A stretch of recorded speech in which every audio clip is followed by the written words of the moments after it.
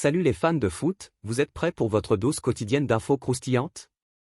On va parler transfert de folie, coup de théâtre en Serie A, choix audacieux du Barça, situation tendue pour Mbappé, et même un match tendu entre le Sénégal et l'Irlande.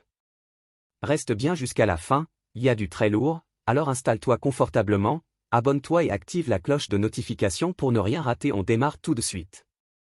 Plus vraiment en odeur de sainteté à Manchester United où son coach Ruben Amorim est au bord du désespoir, Alejandro Garnacho, seulement 20 ans, devrait quitter le club anglais cet été. L'ailier argentin, auteur de 11 buts et 10 passes décisives en 58 matchs, reste néanmoins apprécié par son ancien coach Erik ten Hag, qui compte toujours sur lui. Désormais à la tête du Bayer Leverkusen, le technicien néerlandais s'est renseigné sur une éventuelle arrivée du joueur selon Kicker.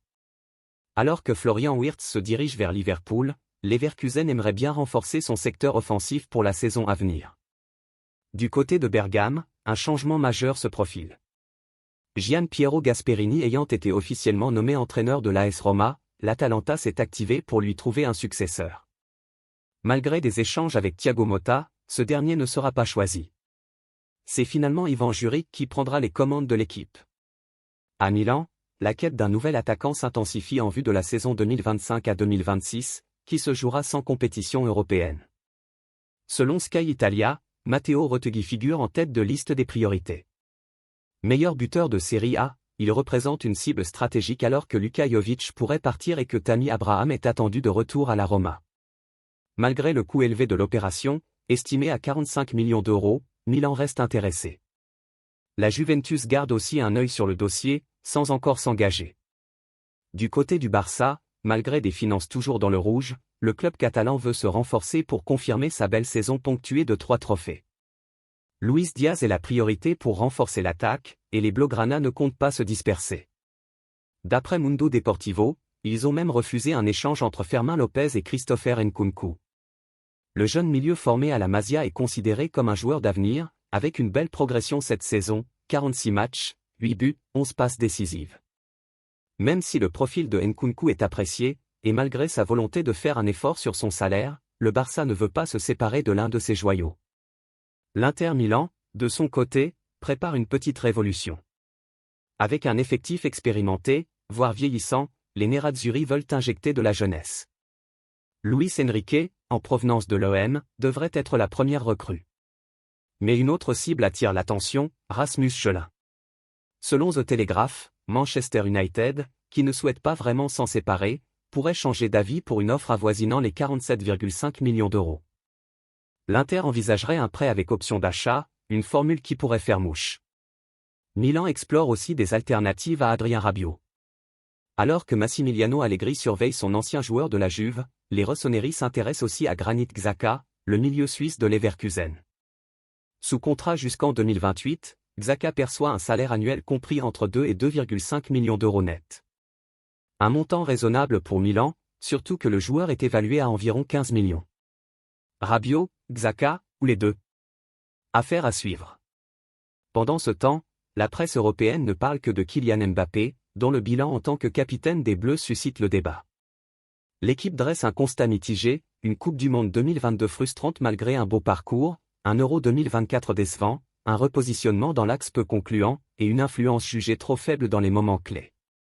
Avec seulement 2 buts lors de ses 11 derniers matchs en bleu, Mbappé voit son statut chahuté par des jeunes comme Désiré Doué ou Ousmane Dembélé. En Angleterre, le licenciement d'Ange Postecoglou fait grand bruit. Le Daily Mirror titre « Au revoir mec » en référence à ses origines australiennes, soulignant que son sort était scellé bien avant le sacre en Europa League. The Telegraph note qu'il avait regagné le cœur des supporters, mais pas celui de son président.